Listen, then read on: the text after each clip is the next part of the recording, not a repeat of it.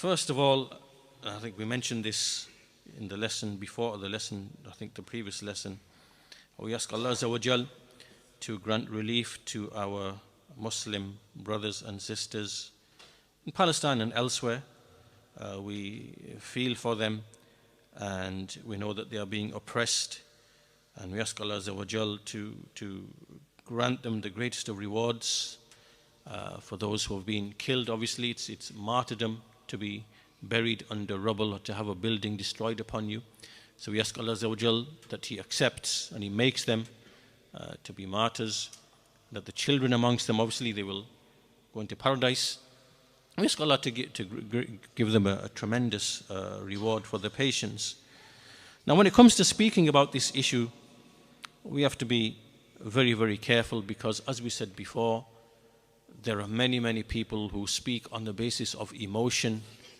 It's a very emotive issue, and these are the types of fitan where people, they will end up being drowned, because they can't tame their emotions through sound authentic knowledge and sound Islamic principles. Right? The ability to rein in your emotions and to control your emotions. This is what distinguishes a strong person, a person of firm resolution, of firm will, compared to the people who are just like, effectively just, they just like, this is a sign of their weakness, right? That you become overtaken by rage and by emotion. It means that really you do not have conviction in what Allah Azza wa Jal has informed us in the Quran. Right? It's a sign of weakness and a sign of lack of conviction in Allah's promise that it is true. And so we have to be careful. There are many, many people on social media and elsewhere. They like to use this issue, as I said, the issue of Palestine, or it could be any other calamity. And they have ideological motives, they have reasons to attack Salafis in particular. Why? Because of our conviction in the truth of what the Messenger of Allah, what he brought regarding these types of calamities, these types of events, why they happen, what the reason is, like in detail, how to deal with it, how to resolve it, right? And I want to give you just a very quick example of this to show how these things have happened in history. In the time of Shaykh al-Islam Ibn Taymiyyah rahimahullah, the Mongols attacked from the east, and there were things that happened that were much worse than what we are seeing today in Palestine, because when the Mongols came from the direction of the east, they passed through Baghdad, and in Baghdad this is Holako, right? And some of the Rafida, the evil Rafida, they basically played a role in directing the Mongols, in deceiving the ruler of Baghdad into giving up or whatever, right? So they aided the Mongols against the Sunni Muslims. In any case, when they came, they slaughtered, as you know the story, they sacked the whole of Baghdad. The city was flowing in blood. They killed I don't know how many million, tremendous butchery and massacre. And then they were coming across, and then they came towards Sham in the time of Shaykh al-Islam Ibn Taymiyyah rahimahullah. There, the people of knowledge, the scholars, they actually differed with each other.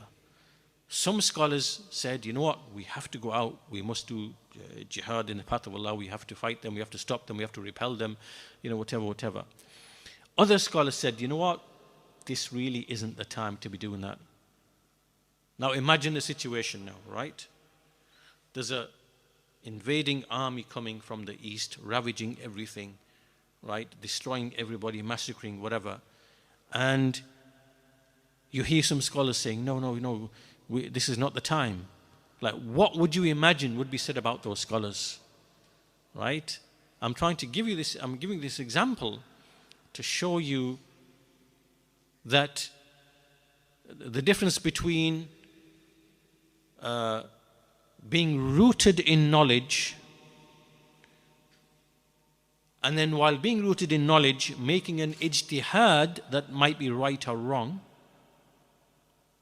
and between just reacting with emotion, right? So in this situation, Ibn Taymiyyah explains this in one of his books, Ar-Radd al-Bakri, right?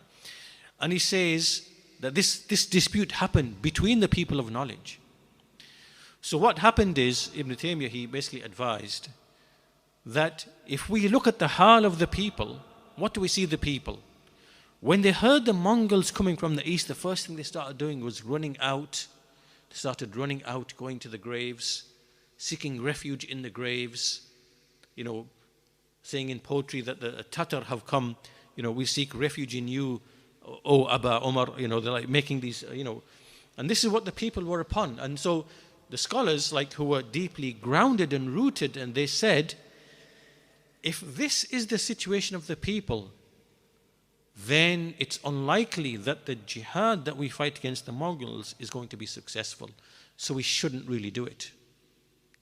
So Ibn Taymiyyah says, for the next years, we embarked upon educating the people to invoke only Allah alone, right? To make tawakkul upon Allah. So they went out and they had to teach the people the affairs of Tawheed, and to make Tawheed rooted in, because before it wasn't rooted in their hearts, to make Tawheed rooted in their hearts, right?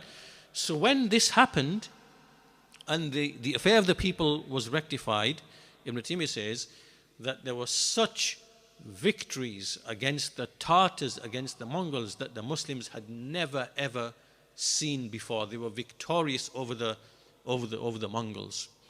Now, this situation, I'm sure, has happened many times in history where there are differences of opinion. Now, can you imagine someone coming along and saying about those scholars who said this is not the time for fighting, right? Imagine someone saying, you are from the Munafiqeen, you are from the Yahud, you are from the this, you're from that, whatever.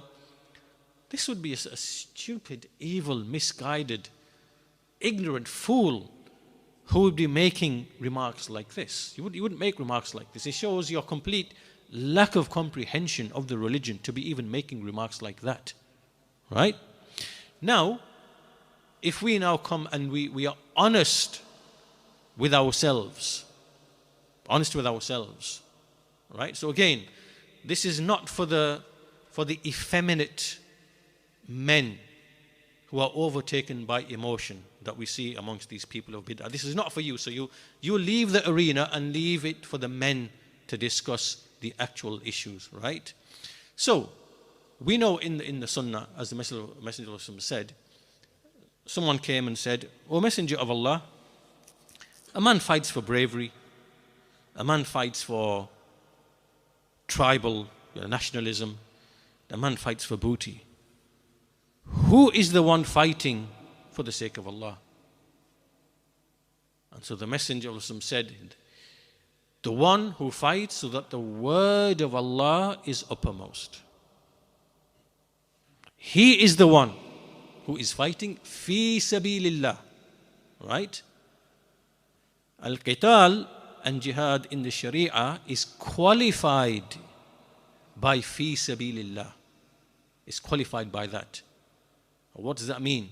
To make the word of Allah uppermost. Okay, that's the jihad that Allah Azza wa Jal, He gives victory to, that He aids, that He supports.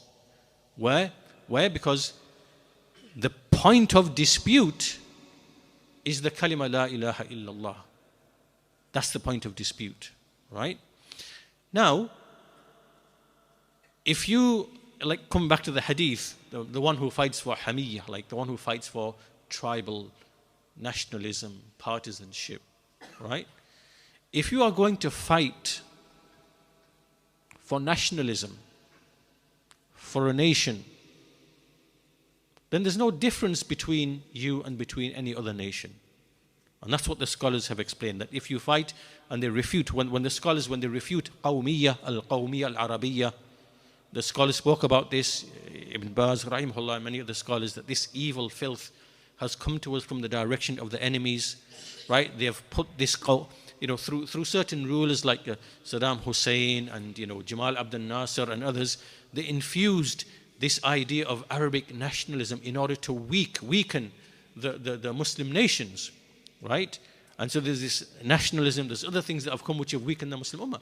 If you fight on the basis of nationalism, then you will be ruined, and you will be lost, and you will be destroyed. And now there's no difference between you and between any other non-Muslim nation who's also fighting for nationalism, right? You want a state, they want a state, right? This is nationalism now, okay, right? What do you find amongst those people who are fighting, right? The head of, from these heads of Hamas, and we are speaking here in terms of what their creed is, what their methodology is. You will find statements from them saying in the 90s, earlier on, or in 2000, that saying, for example, yes, we are fighting because we are trying to establish democracy and equal rights for everybody, and these are their words, the actual words, right? Right? And you have communists, you have secularists, you have Marxists, actual groups of actual Marxists, of actual communists who are Palestinians there, right? Now, let's be honest with ourselves. Is this something that Allah Azza wa Jal is going to aid in the way that He aided the Rusul, Nuh alayhi salam, Ibrahim alayhi salam, Musa alayhi salam, Muhammad sallallahu alayhi wasallam, right? What is being fought for? What's at stake? What's the dispute? Right? And what are you after? You after a homeland? Are you after, what is it? These are questions that, as I said, the people of the Sunnah are able to raise these questions, because these are what the usul and the foundations from the religion that they know are the truth, and they know how Allah's aid is obtained, right? So this is just one angle. This is just one angle of looking at the whole situation, right? If you're going to fight for nationalism, then, this does not mean in any way, form or fashion that somehow now we do not support our Muslim brothers and sisters, right? Only an idiot, a fool, a liar, a kadhab, an enmitous one who hates the people of the Sunnah and the truth that they speak would ever reason like that. Do you understand? Like, just because we've pointed out the truth that Allah only aids that which is fi sabilillah, which is not fought for hamiyya, not for whatever, right? Only that is what is aided by Allah. That when we point that out and we try to make clear what is obvious, that if you fight for nationalism, then this is not going to win the aid and the support of Allah, right? Only a fool and an idiot from the people of bid'ah is going to use that now and say, oh, you are hypocrites because now you support the oppressing party. No, that doesn't follow. We are trying to analyze and truthfully find the right solution to the problem in accordance with the rules of Allah in His creation, and what Allah has mentioned in His book, and what the scholars we know from experience, like I gave the example of Ibn Taymiyyah in his time, right? That this is how you analyze these situations, right? So this in no way means that we do not support our brothers and sisters who are being oppressed and occupied and bombed and murdered and whatever. Of course not. But we have to be honest. We have to be honest, in treating the situation. It's like if a physician came and instead of doing what actually needs to be done upon the proper analysis, he just tried to comfort and give emotional, to the subject, and just ignored the how is he going to cure anything or treat it? It's not going to make any sense. So in the same way, you have to treat these situations in the same way, like as a physician, based upon the principles and the rules. That's just one thing anyway. That's the first thing anyway. The second thing is just pure common sense, pure reason, like our scholars have explained before, like Sheikh Al-Bani rahimahullah, from 20, 30 years ago, he said, what is the benefit of you going and attacking a bus or two buses, killing one or two people, whatever, and then they come along and they bombard and they take 10, 20, 100, even 1,000. Where's the aql? Where's the benefit in this? Of what benefit is this to anybody? What are you doing apart from just enabling the confiscation of more and more land and the increased militarization? Where's the benefit in this? Does it even make any sense? Do you understand? All right? So again, putting emotions to one side, ask yourself one thing. What was the benefit of October 7th? What was the benefit now? Tell us now. Put all emotions to one side. Right? What is the benefit? What was the benefit now? Half of Gaza is now militarily occupied, half of it. 1 million and so many people are now pushed to the south. So what was the benefit in that then? Give it another week, 2 weeks, 3 weeks, whatever, and maybe they'll take, the whole of it, whatever. Where was the benefit in that then? And the strangest thing is, these other people, like we are concerned for the blood and the land of the Palestinians when we say what we say, genuinely. And the realities support what we say. Right? Look at the outcome. Right? The strangest thing is these people who hate the people of the Sunnah, they have to be complete, they have to be deranged. We don't know what it is with these people. They have to be deranged to somehow accuse us of saying, well, you are with the Zionists and you are munafiqun, you are hypocrites, you are this, you are that.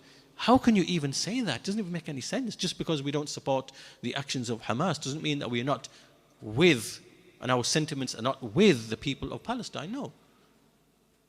This is great injustice. In fact, this is just cold, calculated lies that you are telling against the people of the Sunnah who are more knowledgeable than you. They are wiser than you. They are greater, they are more masculine than you. Right? Because you are just effeminate. You're just emotion-filled, effeminate. I don't want to use the words. But this is not for you to speak in. You just go away and just, whatever. Don't speak about this. It's not for you to speak about this. Clearly, you're not qualified to speak about this. Right? So this is now a second dimension to it, right? Which is just ground realities, practicalities, which the scholars have already spoken with, and which these people don't accept from us, right? Which is, what's the benefit in doing that? When you've just lost half the land, that you were living on, and you've displaced over 1 million people, you've destroyed so many people's lives, so many people's children have been killed, 10, 15,000. What was the benefit in that then? There is no benefit. Right? So that's the second thing. I mean, there are many things can be said, to be honest with you. But, inshallah, these fitan are going to increase. These tribulations are going to increase. Anyone who is firmly rooted in knowledge and takes learning seriously, he will be protected from being tossed and pushed in every direction whenever any new fitna comes. Right? This is just the start of the fitna. There are more fitna. As you know, there's no time, from the hadith of Anas bin Malik, there's no time, except that the time which will come after it will be worse than it. And the tribulations come successively. They will come in a way that, as soon as one's dropped, the next one's going to drop. Right? This is a tribulation. Right? Tribulation, they fabricated the whole pandemic, COVID, right? This tribulation destroyed the world's economy, ruined people's livelihoods, whatever. Straight on the back of that, another tribulation, a war, another tribulation. It's on and on and on and on. Right? It's like that. And so someone who is not rooted in Tawheed, Aqeedah, actual Aqeedah, right? He will be tossed and turned in every direction. That's why these people of Bid'ah who are attacking us, They have no knowledge of Aqidah. You look at what do they talk about? Nothing. In terms of like the actual religion, Aqidah, Tawheed, nothing. They don't teach it. They don't speak about it. Right? They don't value it. And they're the most confused and misguided in their positions. They have the most enmity and hatred towards the people of Tawheed and the Sunnah, who speak with wisdom, who speak to care genuinely for the lives of the Muslims and the welfare of the Muslims and for the next. You see, they're the ones who are going to be swept away in the fitan. And unsurprisingly, we wouldn't be surprised if they are the ones who are going to end up following Dajjal when he comes, right? As we know about the Rafidah will follow him, the Khawarij will be in his midst, as we see in authentic hadith, and the Yahud are going to be with him as well. Some, not all, right? Because that hadith, as scholars explain, it's not all the Yahud, some of the Yahud. And those that remain after Isa alayhi salam kills him, they will become Muslim. Right? It's not all the Yahud. So these are the types of people who are going to be put into tribulation. Why? Because they are speaking without knowledge, without grounding in Tawheed, without understanding and knowing the rules of Allah and His creation. And, they speak with Jahl. So we have to be careful not to engage with these types of people. We have enough to be involved in relation to ourselves, our families. Every man be concerned with himself and save himself and his family. But this is very dangerous to speak in these issues without knowledge. And they're going to, like I said, it is slowly going to be a separation between those who are grounded upon sound, authentic knowledge in which there's no role for emotion and sentiments, and between those who are just given to their hawa and their emotions and their feelings and their rage and their anger, right? And it's going to be like a divide like this. And the fitna are going to come, the tribulation is going to come. One group is going to be more and more cemented, and the other people are just going to perish and go into ruin. And the dividing line is sound, authentic knowledge, sound creed, sound methodology. That's what the determining thing is. So we shouldn't feel, just because all these people are barking like dogs, as the Sheikh mentioned in his lecture. So you find some of them, they bark like dogs at you. Let them bark like dogs. Ignore them. Right? So that's what I can say in brief. There's a lot more to be said. But inshallah, that's what I can say on the topic very, very briefly. And Allah knows best. Allah knows best.